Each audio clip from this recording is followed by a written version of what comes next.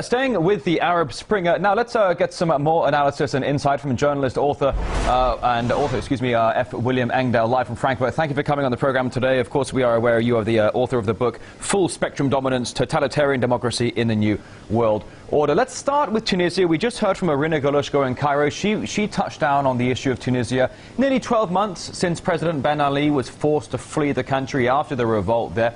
What has been achieved since then? Are the Tunisians happy with the revolution and the results forthwith? Well, quite obviously the Tunisians are not happy. The economy is a disaster since the uprisings a year ago. Tunisia was picked as the first in a series of dominoes in a very carefully planned destabilization strategy that was planned out more than a decade ago in the Pentagon and by the RAND Corporation and others in Washington to redraw the map, essentially, of the Middle East. It was and it's not intended to stabilize or bring democracy to any of these countries, as your correspondent in Cairo just pointed out.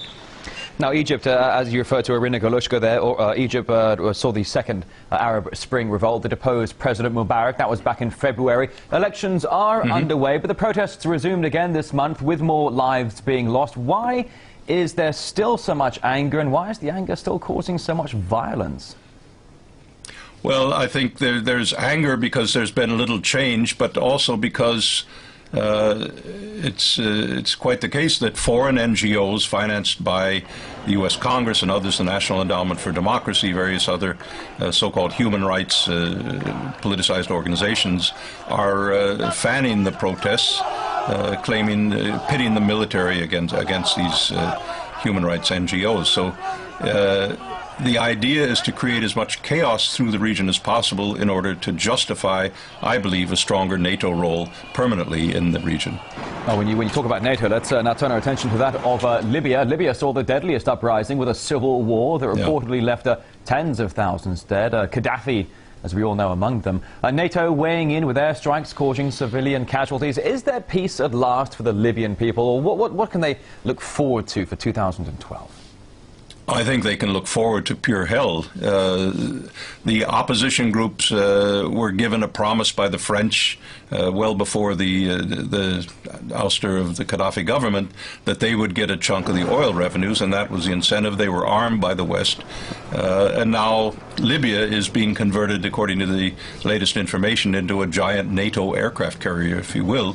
And the Libyan oil is being used as a bargaining chip with Japan and others. Hillary Clinton has promised Libyan oil, reportedly in return for Japanese reducing its intake of Iranian oil and putting financial pressure on Iran. So we can see what the game is in Libya is not about democracy or Libyan welfare. It's about using that to militarize the entire Eurasian landmass.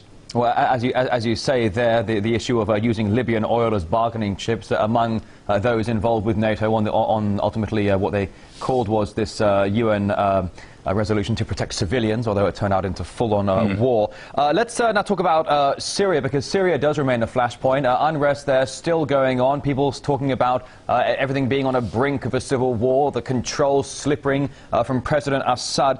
What's driving the conflict there? Do you see any end game in sight? Oh, I see a very real end game in sight, but you have to take the entire Arab Spring. It goes from Afghanistan to Morocco. The entire Islamic world is being transformed under a blueprint that was really presented by the Bush administration after the occupation of Iraq in 2003-2004. It's a whole series of destabilizations that will redraw the entire political map of the Middle East, and ultimately, I believe, is directed toward China and toward Russia, for NATO to be in a position to control the energy flows of the entire Eurasian landmass toward that larger agenda. All right, author of the book Full Spectrum Dominance, Totalitarian Democracy in the New World Order, Wiliam Engdahl. Thank you very much. Have a very happy New Year in Frankfurt. Thank you. You'll be celebrating the arrival of 2012 just about 3 hours after us here in Moscow. Thank you.